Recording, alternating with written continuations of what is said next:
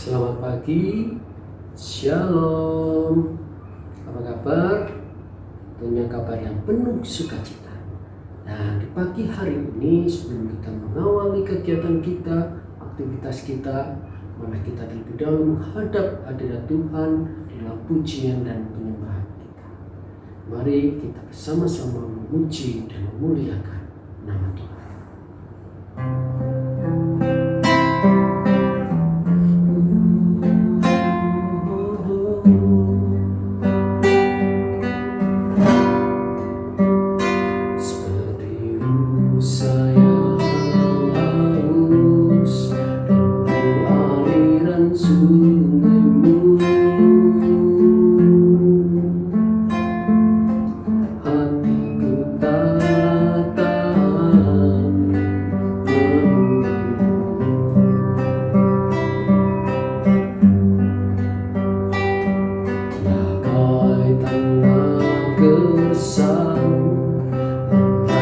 Datangnya hujan,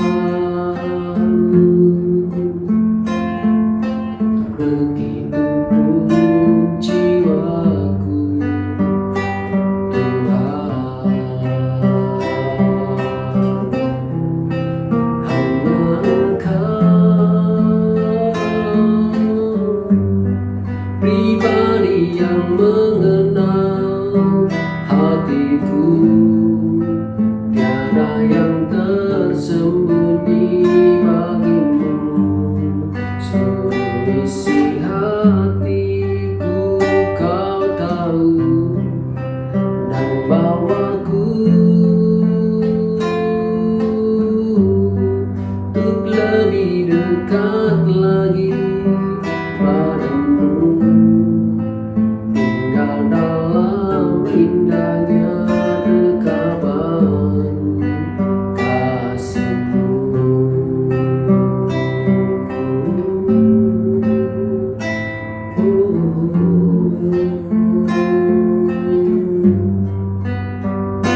Seperti rusa yang haus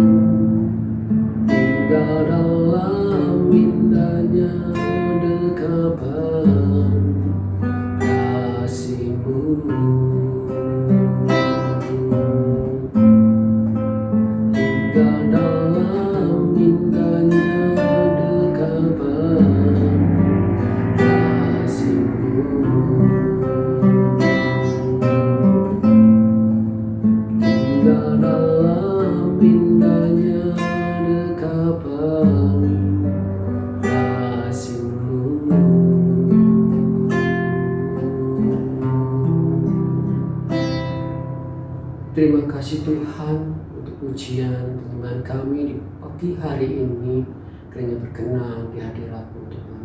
Dan sebentar lagi kami akan mendengarkan akan sabda-Mu, kiranya Tuhan berkenan mengurapi saudara kami, hamba-Mu yang menyampaikan akan kebenaran firman-Mu. Dan kiranya firman-Mu dapat kami mengerti, dapat kami terima, menjadi penuntun langkah dalam kehidupan kami. Terima kasih Tuhan, hanya di dalam nama Yesus kami berdoa dan mengucap syukur. Amin. Siswa-siswi SMA Kristen Terang Bangsa, pada kesempatan ini sebelum memulai pembelajaran online di rumah masing-masing, mari kita bersama untuk merenungkan akan kebenaran firman Tuhan untuk mendasari aktivitas kita pada pagi hari ini. Dan pada kesempatan ini kita akan belajar di dalam Yakobus 4 ayat 13 sampai 16. Ini adalah ayat hafalan kita yang terambil di dalam Yakobus 4 ayat 13 sampai yang ke-16. Akan saya bacakan ayat yang ke-13. Jadi sekarang, hai kamu yang berkata, hari ini atau besok kamu berangkat ke kota Anu, dan di sana kami akan tinggal setahun dan berdagang serta mendapat untung. Sedang kamu tidak tahu apa yang akan terjadi besok. Apakah arti hidupmu? Hidupmu itu sama seperti uap yang sebentar saja kelihatan lalu lenyap. Sebenarnya kamu harus berkata, jika Tuhan menghendakinya, kamu akan hidup dan berbuat ini dan itu. Tetapi sekarang kamu memegahkan diri dalam congkakmu, dan semua kemegahan yang demikian adalah salah. Nah, pada kesempatan ini perenungan kita akan berikan judul perencanaan dalam Tuhan. Nah, saat ini kita sudah berada di dalam penghujung bulan Februari gitu ya. Kita sebentar lagi memasuki bulan Maret. Nah, tapi kalau bisa kita flashback ingat kembali dalam memasuki tahun yang baru, tentunya setiap kita mempunyai resolusi-resolusi yang sudah direncanakan sebelumnya. Karena sudah melewati 1 tahun yang lalu dan harus punya resolusi untuk 1 tahun ke depan, apa yang harus kita rencanakan, yang kita resolusikan untuk kita kerjakan untuk kegiatan kita dalam 1 tahun yang akan datang. Nah, resolusi-resolusi itu di tahun yang baru kita harus misalnya anak-anak mempunyai resolusi yang untuk lebih giat lagi berolahraga, untuk lebih giat lagi belajar, ingin meningkatkan kualitas hidup kita semua, dan mungkin yang kurus ingin gemuk, itu sebuah resolusi juga, atau yang sebaliknya, dan juga masih banyak resolusi yang lain.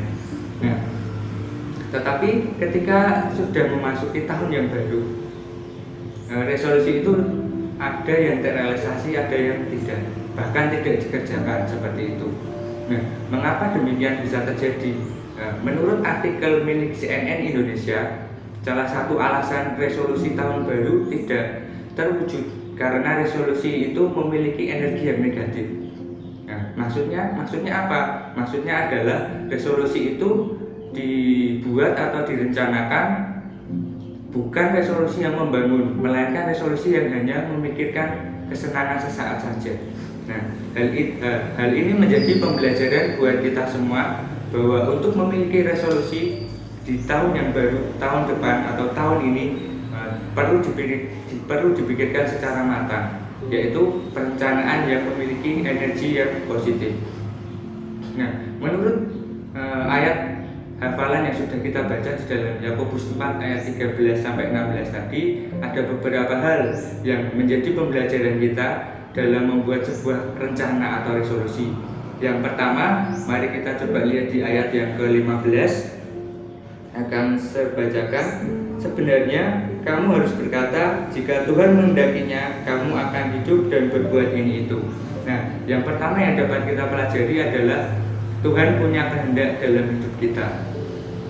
Kita perlu untuk terus-menerus mengingat bahwa Tuhan yang memiliki kehendak dalam kehidupan kita. Kita sebagai manusia diciptakan dengan suatu tujuan khusus, seperti yang terambil di dalam Kejadian 1 ayat yang ke-26. Mari kita buka di Kejadian 1 ayat yang ke-26. Akan saya bacakan. Berfirmanlah Allah, baiklah kita menjadikan manusia menurut gambar dan rupa kita, supaya mereka berkuasa atas ikan-ikan di laut dan burung-burung di udara, dan atas ternak, dan atas seluruh bumi, dan atas segala binatang melata yang merayap di bumi. Nah, kita diciptakan Tuhan itu untuk mengelola dan memelihara bumi. Selain itu, kita juga memiliki tugas yang lain, yaitu menjadi saksi Kristus, yang terdapat di dalam Kisah Para Rasul Kisah Para Rasul 1 ayat yang ke-8. Coba kita lihat bersama-sama. Kisah Rasul 1 ayat yang ke-8. Mari kita coba baca bersama-sama. Tetapi kamu akan menerima kuasa kalau Roh Kudus turun atas kamu, dan kamu akan menjadi saksiku di Yerusalem dan di seluruh Yudea dan Samaria dan sampai ke ujung bumi. Nah, dengan demikian, rencana hidup kita itu harus sesuai dengan apa yang Tuhan kehendaki. Agar rencana kita sesuai dengan kehendak Tuhan, kita perlu menanamkan suatu pikiran bahwa kehendak Allah sajalah yang terjadi. Meskipun rencana kita itu tidak berjalan sesuai dengan apa yang kita kerjakan atau yang kita bayangkan, tetapi kehendak Tuhanlah itu yang pasti akan hasilnya terbaik buat kehidupan kita. Dan kita juga tidak akan larut dalam kekecewaan kalau kehendak Tuhan itu yang terjadi dalam kehidupan kita, dan kita ikut jalannya Tuhan seperti itu. Dan karena itulah Tuhan yang mempunyai kehendak dalam kehidupan kita. Maka serahkanlah segala rencana kita itu kepada Tuhan, agar segala resolusi atau perencanaan kita ke depan itu dapat terlaksana sesuai dengan jalannya Tuhan. Dan untuk pembelajaran yang kedua, kita coba lihat di Yakobus tadi, Yakobus 4 ayat yang ke-14 yang akan saya bacakan. Sedang kamu tidak tahu apa yang akan terjadi besok. Apakah arti hidupmu? Hidupmu itu sama seperti uap yang sebentar saja kelihatan lalu lenyap. Nah, hidup manusia itu diibaratkan seperti uap yang sebentar saja kelihatan. Penggambaran ini menunjukkan betapa singkatnya hidup kita di dunia ini, tetapi bukan menjadi alasan untuk kita berkata hidup ini sebentar, lebih baik kita buat untuk seenaknya saja, untuk senang-senang saja. Nah, tidak demikian ya. Justru karena hidup ini singkat, haruslah kita gunakan untuk sesuatu yang baik, untuk yang berguna, yang bermanfaat bagi semua orang yang ada di sekeliling kita. Mungkin orang tua kita, teman-teman kita, guru-guru kita, semuanya orang yang ada di sekitar kita. Kita harus memiliki dampak yang baik, yang positif bagi orang-orang di sekeliling kita. Dan seperti di ayat yang ke-17 akan saya bacakan, Yakobus 4 ayat yang ke-17. Jadi jika seorang tahu bagaimana ia harus berbuat baik, tetapi ia tidak melakukannya, ia berdosa. Nah, juga yang paling utama dalam kita memiliki resolusi adalah terutama juga jangan lupa kita untuk menyenangkan hati Tuhan. Karena dengan demikian apa yang kita lakukan, apa yang kita kerjakan itu memiliki dampak yang baik. Yang kita kerjakan, yang kita rencanakan itu dapat belajar, dapat terlaksana dengan baik. Nah, tentunya kita juga harus menyenangkan hati Tuhan. Ini adalah pembelajaran yang kedua. Yang pertama tadi adalah Tuhan punya kehendak dalam kehidupan kita, dan yang kedua adalah waktu hidup kita di dunia ini sangat terbatas. Maka setiap resolusi yang kita kerjakan atau yang kita rencanakan setahun ke depan, biarlah sesuai dengan kehendak Tuhan, sesuai dengan kemauannya Tuhan. Nah, jadi dalam kita membuat suatu rencana, kita harus mengingat bahwa Tuhan memiliki kehendak dalam hidup kita. Juga waktu hidup kita di dunia ini sangat terbatas. Jadi kita harus membuat rencana yang sesuai dengan kehendak Tuhan dan yang bermanfaat. Namun yang terpenting dalam semuanya itu, serahkanlah setiap rencana hidup kita itu kepada Tuhan, agar kehendak Tuhan sajalah yang terjadi dalam kehidupan kita. Nah, dengan pembelajaran perenungan firman pada pagi hari ini, biarlah anak-anak sekalian memiliki resolusi yang sesuai dengan kehendak Tuhan.